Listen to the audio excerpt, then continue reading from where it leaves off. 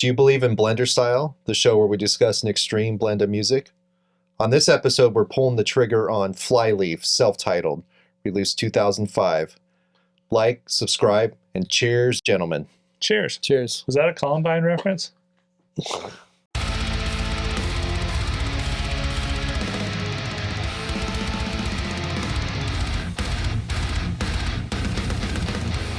This is the debut album from Flyleaf back in 2005.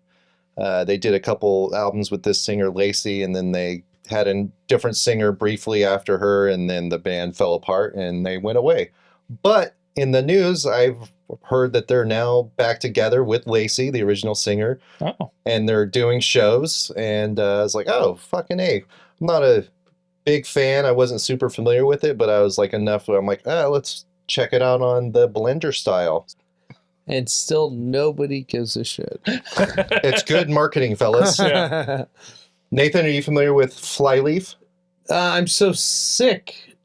I get it. That was the first track I ever heard. I saw the video when it came out. I think it got radio play and whatnot. Yeah, it was they were like a big band, you know? Yeah, I guess I caught it then, but I didn't listen to the radio, so I kind of avoided a lot of mainstream stuff. But I do remember hearing this band. Casey, Flyleaf? Yeah, so I have a very harsh disdain for this band.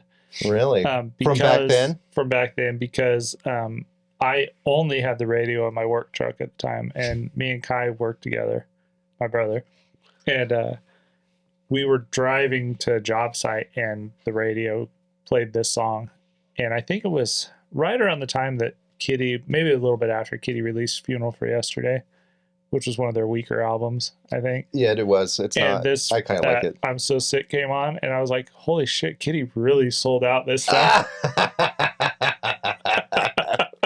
That's awesome. Yeah. I think the song came on like 4 or 5 times on the drive. It was like a 2-hour drive. And because, Crab Radio played the same thing over and over back in the day. So you got so sick. And they never said the name of the band. And I was just like, oh, dude, Kitty really got shitty all of a sudden. And then I found out who it was. And I was like, oh, okay, well, I'm glad it's not Kitty, but still, it's not that good. What genre would you guys call this? Mom metal? I was about to say dad rock. Oh, yeah, maybe dad rock. Dad rock, come on. This definitely is just like a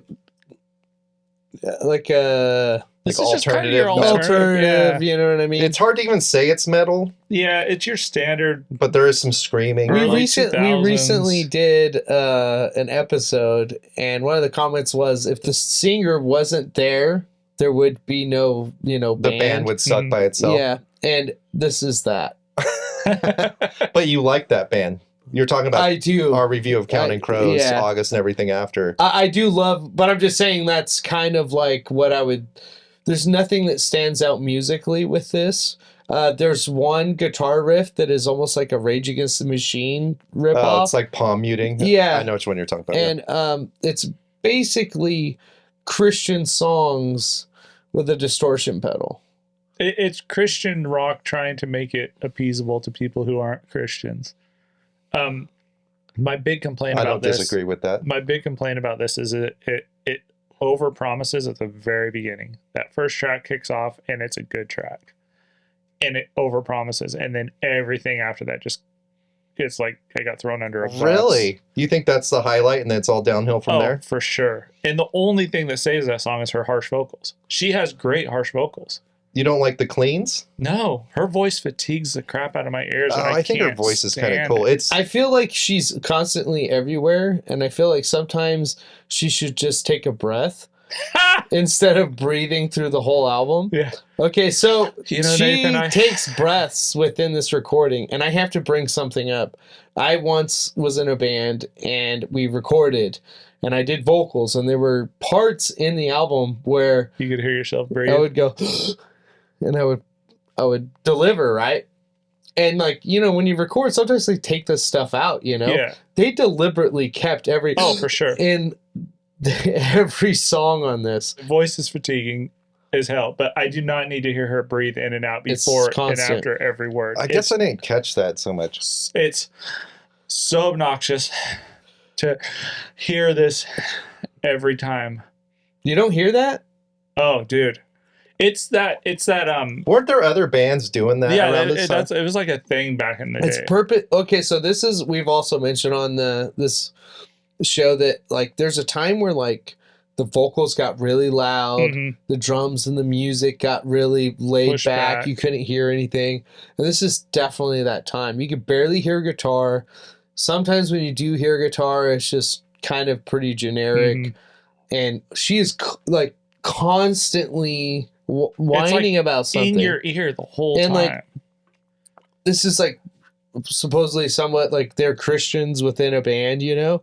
Like she really makes Jesus seem like a downer. Like I kind of don't want anything to do with Jesus if you're this sad Mm. about this. So also not only that, but she has this thing that she does where I don't know if she's trying to do like a European kind of accent thing or she's trying to sound like a deaf person trying to talk. It's like Billy Joe. Yeah, or it's like something. this weird but she lays it A on deaf so person trying to talk. but it comes on so thick at times that I'm just like, oh my god, what the fuck is going on here? Yeah. There's other Christian bands I can't, Switchfoot comes to mind. that aren't like overtly Christian. They're like, we're Christians in a band, Mm. but their lyrics are just kind of generic lyrics. I appreciate when they own it. And I feel like Flyleaf is like, we're Christian, we're gonna have Christian lyrics. You know, I don't have a problem with having Christian But lyrics. they came out in multiple interviews and said they weren't a Christian band. They just one of the lines is you could be a plumber and be in a band, but you don't call them plumber bands. Yeah. So I was like, really? Shut Yeah. the fuck up. but this is the lyric content is definitely religious, right? Oh, for sure. And they try to hide it under the guise of it not being religious. If you read like a lot of interviews from back whenever they were talking about these, like a lot of it's trying to say, oh well, it's not religious, but it's thematically religious, but it's not. They kind of try to tippy toe. Yeah, they kind of tiptoe. tiptoe around it, and I don't know if that's because back then maybe they were trying to bring people into this message they were trying to put out, and they didn't want to put anybody off because of that. I will say that I Am With You, the music, when you can hear it, is pretty decent. And there's some really weird vocal patterns on here. I like her vocal delivery. Yeah, the delivery that it makes it kind of catchy, but her voice just I like halfway through it, I'm just like, I don't want to listen to it anymore. It does kind of sound like Kitty Funeral for Yesterday. Yeah. To me, the best part of this is her harsh vocals when she peeks them through there every once in a while, because her voice is good when she's yelling. It's just not good when she's singing. So what do you like about this, Matt? I like that they're all pretty quick songs. Like nothing ever overstays its welcome. It's 11 tracks in 33 minutes. 33 minutes, so they're all 3 Yeah, it's minutes. pretty quick. I do like some of the lyrics, like especially Cassie. It's about the Columbine shooting, and once you know that and you go and listen to it, it's kind of a fucking deep song to get into. Mm-hmm. I'm Sorry. I feel like track 6 has some like cool groove to it, and it's not like this album isn't like complex. It's not like something where you have to listen to a whole bunch of times. Yeah. You listen to it once, you got it. Right. Yeah, it's this pretty is not straightforward. hard to listen to. It's easy listening stuff. And it's fun. It's not like Green Day fun, where it's like a lot of cool, funny shit going on or Mhm. whatever. But it's like easy to listen to Mm-hmm. without being like super lame to me. Like I could see why people would think this is like overly predictable, because they're definitely using like verse chorus kind of structures to this. But to me it's unique, because I don't know a lot of bands that sound like Flyleaf like No, this. for sure. Even though it's very like traditional sounding, like traditional song structures Mm-hmm. and stuff like that. Just like vocally and lyrically, and the music is, even though none of it's like really like revolutionary or blowing my socks off, I think it works good. I kind of want to touch on that too, because I think at the time there wasn't a lot of female-led rock bands. And I feel like they were kind of that intro into like, around this time is when all these bands started coming out with like female-fronted bands, and they were, all trying to be edgy and on the heavier side or the more rock side of it, instead of just like the classic rock side. It was like the modern era of female lead. This is also a time where Christian bands were pushed on us, when Christian labels had a little pull. Because POD was around, Switchfoot was around. There were all these other bands that were Christian but non-Christian bands that were around. Do you think it was pushed on us, or do you think people were needing to find it at that time? I think that money had a lot to do with this time of 2005 and image and stuff like that. So if you had either or, the label was going to go for it. So like Flyleaf. Do you think it was more? So you're saying it was like more economically viable to Christian be like label. I think at this time, Christian labels had more money. Labels had pull. So you had bands that were kind of somewhat big. You had bands like MXPX, Dogwood. Anyways, there was bands that were giving these small Christian labels money, right? And they were Tooth and Nail, and so Christian bands were kind of like going in within the metal community. You had Zayo, you had As I Lay Dying, there's all these Christian bands, you know what I'm saying, that were kind of being put out there, and I think that's because they had so much of financial pull. So either you had the chops or you had the style. And I think this band had, for Descend to Interscope, they had a female-fronted band. They wore wacky hair, and I don't know if you've seen images of these people, but they're trying, and and I think it just kind of took and it won. I think it was like a gamble, and the band got. There's nothing, like you said, there's nothing to blow anyone away here. But do you think it was also maybe just safe because around 2005? This is what I'm saying. Like all the gangster rap and the stuff in LA, and then the bands with like the party and the drug use were kind of passe, and all these things were going on. I feel like rock was kind of doing okay at this time, though.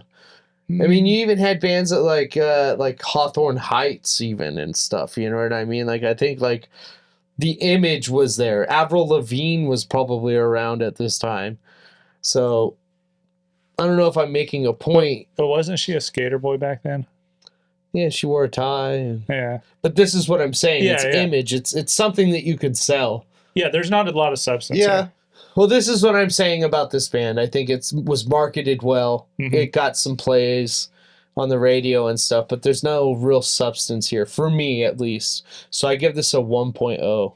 This is just not very good to me. Kind of had a feeling you were going to trash it. You actually liked it that much, huh? I just don't think there's anything really here. Yeah. So when they play that festival in Vegas, you're gonna skip Flyleaf. Probably that festival in Vegas I'm gonna skip. So I gave it a 2.8. I'm with Nathan. There's not a lot of substance here. The breathing is the most annoying thing to me. I think I was halfway through the first album and I caught it, and then that's all I heard every time I listened. I probably listened to this album probably 30 times in the I listened to it a lot too. 2 weeks we've had it, trying to just like find something to be like, oh, it's good. And the only thing that I think is great on this is her harsh vocals and the and she doesn't do that a lot. And she doesn't. And that's why I'm saying like that first song over promises and then the rest of the album just under delivers. But the music part is good. Like the band does a pretty good job backing her up. I'm with Nathan. The mix is off. But yeah, it's if they could I've never listened to any other Flyleaf stuff, so I don't know anything that they did after this. I don't know anything they did with the new singer. I think it's cool that they definitely have stuck with the Christian thing and stuff, and they're staying with their values and stuff. As them as people, I have nothing wrong with it. But the music, I just feel nothing for it. I appreciate bands that are religious and they just go for it. Yeah, me too. And it doesn't matter what religion they are. I'm wearing a Dissection shirt and clearly openly Luciferian doctrine, and they sing about it in their lyrics and stuff like that. I kind of started getting into Shelter. I don't know if you guys are familiar with that hardcore band Shelter. Yeah, the lead singer was in, and the guitar player was in like Youth of Today and stuff. Yeah, Ray Capo. They're like Hare Krishna, which is pretty badass. And and I dig Flyleaf for being overtly Christian. So I give it a 3.7 out of 5. Damn. I think it's a fun listen. To me, it's like it reminds me of Paramore, and I think Paramore is a pretty badass band. But this is like a heavy metal Paramore. It takes that like kind of whatever that sound is, that alternative sound, and just kind of like tweaks it up to a little heavier. I like how notch. you're referring to Flyleaf as heavy metal. Well, because I mean, you brought it up like Paramore. I feel Paramore's heavier than this. Like Paramore has like some heavy and also awesome drum parts and stuff like that. I've never even listened to Paramore's Paramore. like more punk sounding, I think. Yeah, I mean it's punk, but I get what you're saying. But you can see why I would compare the two. Yeah, You know what I mean? they were both Christian starting out. Was Paramore? Yeah. I didn't know that. I didn't either. Well, they like gave up on that idea and became a very commercial Yeah. rock sounding band. And Flyleaf didn't, and so I kind of give them props for that. So it's a 3.7 for me. My biggest beef about it is the fucking artwork sucks, dude. Ugh. The cover of this is really, really bad. And they released their so they have an EP that's self-titled that came out before this. Okay. I don't know if that was like a demo or they're trying to get like a bigger label, but I think it used the same artwork. Okay. And they didn't take the time to like actually do So you end up better buying artwork. And this Wow. is another beef of mine. Like I kind of, so they're Flyleaf plus her name now. Yeah. It wasn't she one of the original founding members of this band? Yeah, And now and she's also back she in the left band? because she wanted to be with her kids and stuff. What is going on with that? Is there some contract thing where she has to say this or that? That Or- kind of stuff, kind Or of like. maybe because her solo career was doing so good, she's like, if I'm coming back, you got to credit me as Yeah, I Well, don't know if which she is was doing a also solo. Yeah. Yeah. kind of dumb. Yeah, exactly. It's like either join the band. I or think they're saying that just to like, I get could be, people to listen to it. well, to be, I don't know if this is true or not, but like to differentiate between Flyleaf with the other singer that no one really But when gave. other singer Yeah, but joined, they other didn't say people Flyleaf do with the Motley other singer. Crue went back to the same singer, and they're not like Motley Crue with Vince Neil.